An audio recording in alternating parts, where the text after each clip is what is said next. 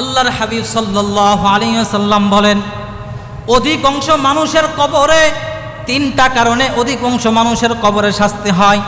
বলেন অধিকাংশ মানুষের কবরে তিনটা কারণে শাস্তি হবে। তার মধ্যে এক নম্বর শাস্তির কথা আল্লাহর হাবিব বলেন, কিয়ামতের দিন যেই অর্থাৎ কবরের মধ্যে যেই শাস্তি হবে, প্রথম নম্বর শাস্তি, এই শাস্তিটা হবে এক নম্বর যে কারণ, সেই কারণের নাম হলো মিনাল গীবা, গীবতের কারণে। আল্লাহর হাবিব বলেন এই গীবত এত বড় ভয়াবহ, এত বড় জঘন্য, এত বড় নিকৃষ্ট, এত বড় খারাপ। কিয়ামতের ময়দানে আল্লাহর হাবিব বলেন, মান আকালা লাহমা আখিহি ফিদ দুনিয়া কুররিবা ইলাইহি ইয়াউমাল কিয়ামা। কিয়ামতের ময়দানে ওই ব্যক্তিকে দণ্ডায়মান করা হবে। করা হওয়ার পর আল্লাহর হাবিব বলেন, তখন মৃত ব্যক্তির গোশত কিয়ামতের ময়দানে ওই ব্যক্তির সামনে আনা হবে।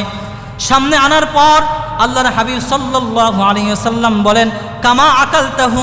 তখন আল্লাহ তাআলা ওই ব্যক্তিকে বলবেন, নাও খাও, গোশত খাও। দুনিয়াতে যেমন মরা ভাইয়ের গোশত খেয়েছো, এই জায়গায় lakh lakh crore crore million million billion মানুষের সামনে আজকে তুমি অপর ভাইয়ের গোশত সবার সামনে খাও। বান্দা তখন লজ্জিত হয়ে যাবে, ব্যাপার কি? হাজার হাজার মানুষের সামনে তাকে কাঁচা মরা দুর্গন্ধযুক্ত গোশত খাইতে দিবে শুধুমাত্র দুনিয়াতে গীবত করার কারণে। এখন নিজের মতের সাথে না মিললেই গীবত করা শুরু করে। কথা বলেন ঠিক না বেঠিক? নিজের দলের লোক না হলেই গীবত করা শুরু করে, যতই ইসলামিক হোক আর অন ইসলামিক হোক। কথা বলেন ঠিক না বেঠিক? নিজের মতের সাথে নাই, মতের বিরুদ্ধে গেলেই গীবত করা শুরু করে, যে উনি এত সুবিধা মানুষ না, উনি এত সুবিধা মানুষ না। তা আমার সেদিনকে একজন আমার সামনে বলে, মসজিদের সভাপতি সেক্রেটারি কেউ দায়িত্ববান না। আমি বলি, আপনি দায়িত্ববান? আপনি যে কথা বললেন, আমি ওনাকে একটা কথা স্পষ্ট করে বলেছি, আপনি যে মনে করলেন আপনি জান্নাতে যাবেন, আপনার জান্নাতে যাওয়া কঠিন হয়ে গেল।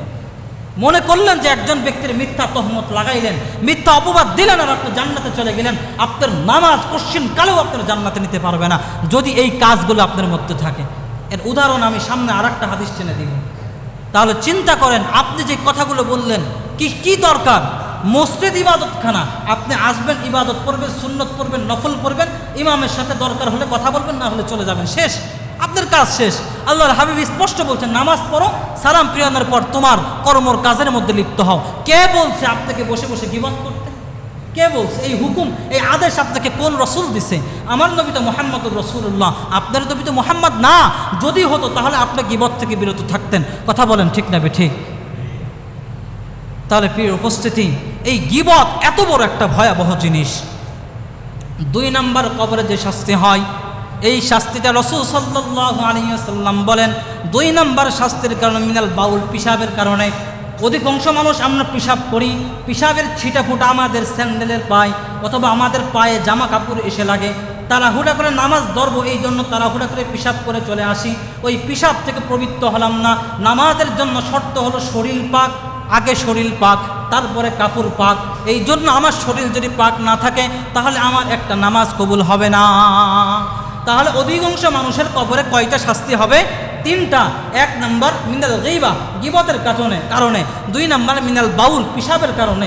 3 নম্বর কবরে যে শাস্তি হবে সগলখড়ি করার কারণে, ক্লিক করার কারণে। ক্লিকের লোক আছে না, দাড়িও আছে, টুপিও আছে, শেষ দাঁত দিতে দিতে কপালের দাঁত কালো করে ফেলছে, তারপরে ক্লিকগিরি, সগলখড়গিরি, মুনাফিকগিরি ওর মধ্যে থেকে যায় না। বলেন এরকম মানুষ আমাদের সমাজে আছে না নাই?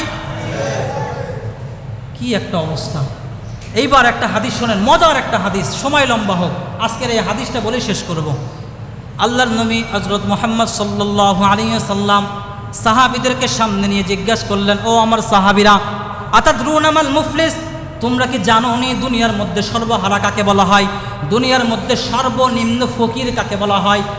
সাহাবীরা উত্তর দিলেন, ইয়া রাসূলুল্লাহ, ইয়া হাবিবাল্লাহ, মাল্লা মাতাওয়ালা দিরহামা, হুজুর যার টাকা নেই, যার থাকার জায়গা নেই, যার একবেলা খেলে আর একবেলা ভাত খাওয়ার জায়গা নেই, সেই হলো সর্বহারা। সাধারণত আমাদের দৃষ্টিতে সেই সর্বহারা না, যার টাকা নেই, যার থাকার জায়গা নেই, যার পয়সা নেই, যার এক ওক্ত খেলে আর এক ওক্ত টেনশন, সেই তো সর্বহারা, সেই তো সর্বনিঃস্ব। রাসূল সাল্লাল্লাহু আলাইহি ওয়াসাল্লাম বললেন, না না, তোমরা উত্তর পারো নাই। আমার উম্মতের মধ্যে সর্বহারা ওই ব্যক্তি। আল্লাহ রসুল সাল্লাল্লাহু আলাইহি ওয়াসাল্লাম বললেন, ইন্নাল মুফলিসা মিন উম্মতি, আমার উম্মতের মধ্যে সর্বহারা ওই ব্যক্তি, ইয়াতি ইয়াউমাল কিয়ামাতি, যে কিয়ামতের ময়দানে বিসলাতিন ও সিয়ামিন, নামাজ নিয়ে আল্লাহর দরবারে উপস্থিত হবে, সিয়াম নিয়ে আল্লাহর দরবারে উপস্থিত হবে, ও জাকাতিন, জাকাত নিয়ে আল্লাহর দরবারে উপস্থিত হবে। আল্লাহর হাবিব বলেন জাকাত নিয়ে উপস্থিত হবে, রোজা নিয়ে উপস্থিত হবে, নামাজ নিয়ে উপস্থিত হবে, ভালো কথা। কিন্তু দুনিয়াতে তিনি নামাজও পড়তো, রোজাও রাখতো, হজ করতো, জাকাত দিত, ওয়াকাদ শাতামা হাদা, এর পাশাপাশি অমুককে গালিও দিত। বলেন তো এরকম মানুষ আছে কি নাই? আল্লাহর হাবিব বলেন ওয়াকাদ শাতামা হাদা, দুনিয়াতে মানুষকে গালি দিত, ওয়াকাদ ফাহাদা, মানুষের দুর্নাম ছড়াইতো, মানুষের অপবাদ ছড়াইতো, কাউকে তিনি ছাড় দিত না। আল্লাহর হাবিব বলেন ও আকালা মালি হাদা, দুনিয়ার মধ্যে মানুষের মাল আত্মসাৎ করাইতো, বাইরের জমি মেরে খাইতো, অন্যের জমির আল টানতে টানতে নিজের জমির মধ্যে করে নিত। বলেন তো এরকম মানুষ আমাদের সমাজে আছে না? না, ভাই মারা গেছে, বাইরের জমি ফাঁকি দিয়ে বাচ্চাদের কাছে সুন্দর করে জমিটা লিপিবদ্ধ করে নিছে।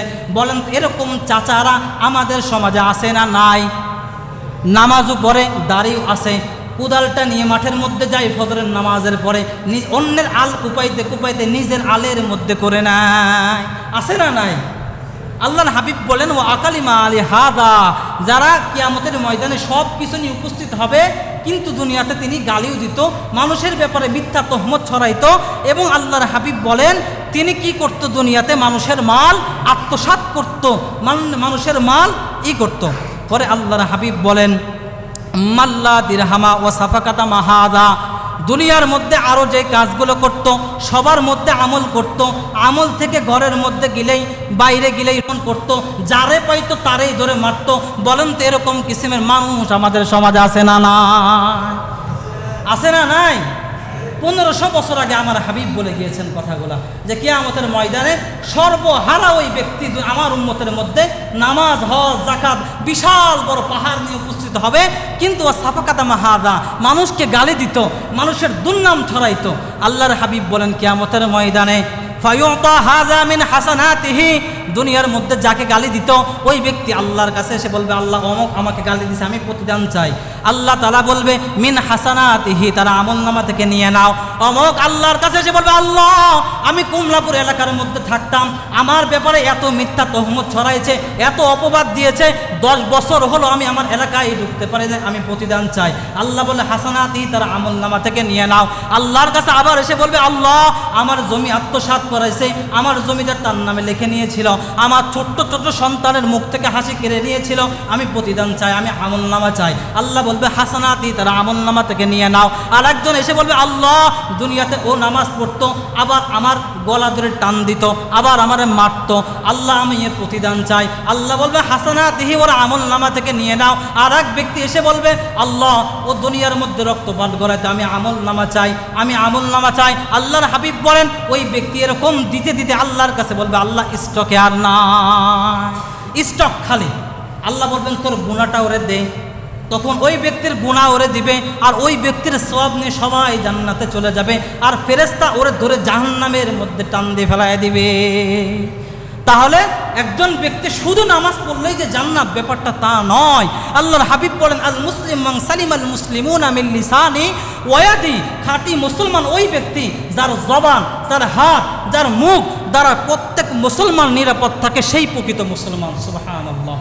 তাহলে যেই কথাগুলো বললাম, আল্লাহ তাআলা মৃত্যু ভাইয়ের গোশত খাওয়া, এরকম নিকৃষ্ট গীবত থেকে আল্লাহ আমাদের বাংলাদেশের মানুষকে হেফাজত করুক, আল্লাহ আমাকে হেফাজত করুক, আমার প্রত্যেকটা মুসল্লিকে হেফাজত করুক, আল্লাহ আমার এলাকাবাসীকে হেফাজত করুক, আল্লাহ গোটা ওয়ার্ল্ডের মুসলমানদেরকে হেফাজত করুক। সবাই বলেন আমিন। ওয়া মা আলাইনা ইল্লাল বালাগ। যারা পরে আসছেন 4 রাকাত করে